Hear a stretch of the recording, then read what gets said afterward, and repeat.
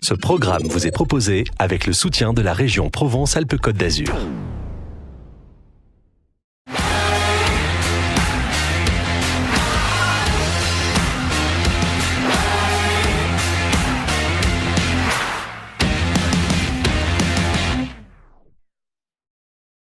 Avec Sophie Rivet qui, dans notre région, préside aux destinées de Rage, à Nice et à Marseille. Alors, c'est quoi Rage? C'est une radio de quel type, de quel style, avec quelles ambitions et quel public?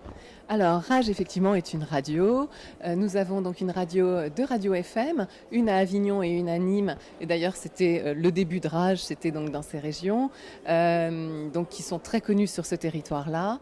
Et aujourd'hui, donc Rage Marseille, Rage Nice et puis maintenant Rage Paris. Donc Marseille et Nice et Paris, nous sommes en RNT.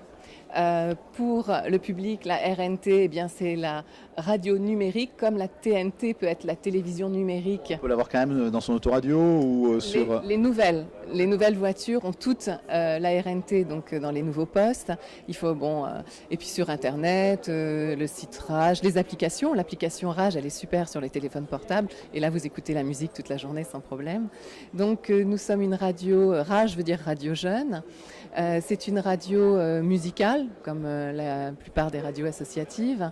Et nous sommes aussi beaucoup dans l'entrepreneuriat social, dans l'économie de partage également, et dans la pédagogie et l'éducation, puisque moi j'interviens toute l'année et sur tout le territoire PACA, dans les établissements scolaires, collèges, lycées, et centres d'apprentissage. Et pourquoi faire alors dans ces collèges, lycées et centres d'apprentissage?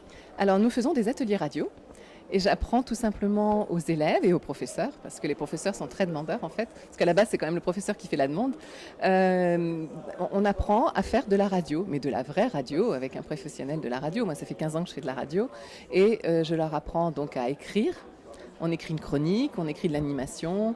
Il faut que les élèves prennent conscience qu'à partir du moment où on veut parler dans un micro et qu'on veut faire de la radio, eh bien, dans un premier temps, il faut savoir écrire. Ça permet de libérer un peu les expressions aussi. Ils sont motivés, ces élèves. Ils vous voient arriver comment? Oui, alors ils sont très motivés, ils sont très contents de voir un professionnel aussi. Et aussi, ce qui est intéressant, c'est que justement, ce qui va permettre de libérer, c'est qu'à la radio, on fait des phrases courtes, des phrases simples, parce qu'il faut que tout le public, enfin tous les auditeurs puissent comprendre de quoi on parle. Donc, on ne fait pas des phrases et des phrases à n'en plus finir, sinon c'est pas intéressant.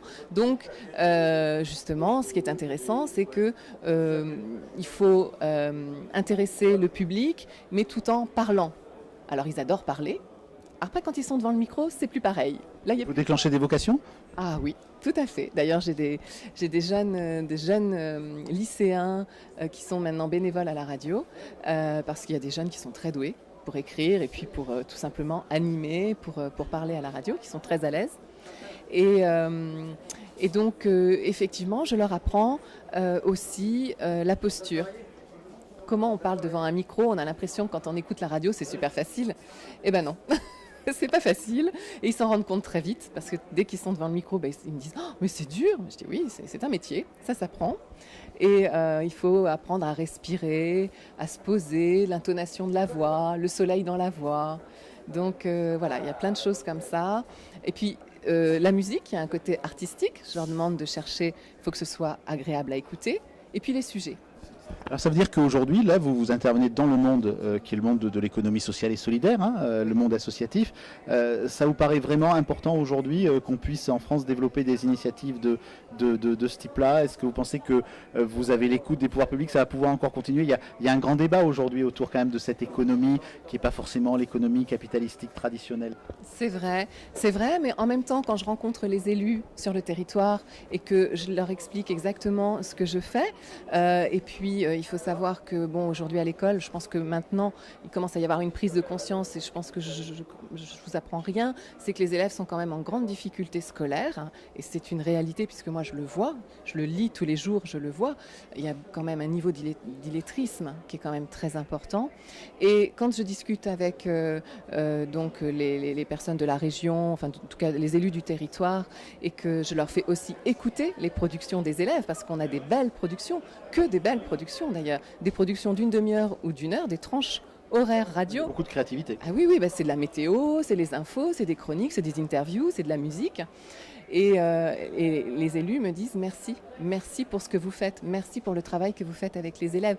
Évidemment, les professeurs sont enchantés. En général, on est même rappelé d'une année à l'autre parce que vraiment, ça se passe très très bien.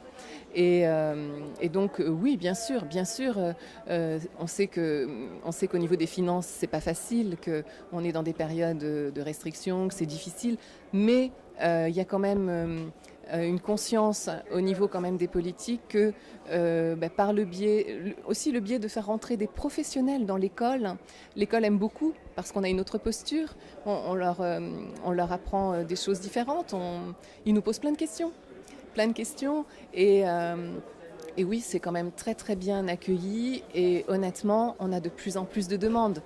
Et c'est quand même l'État qui finance une partie, pas tout, mais quand même en partie.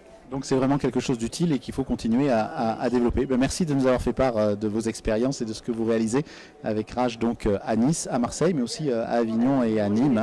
Voilà. Bravo, merci.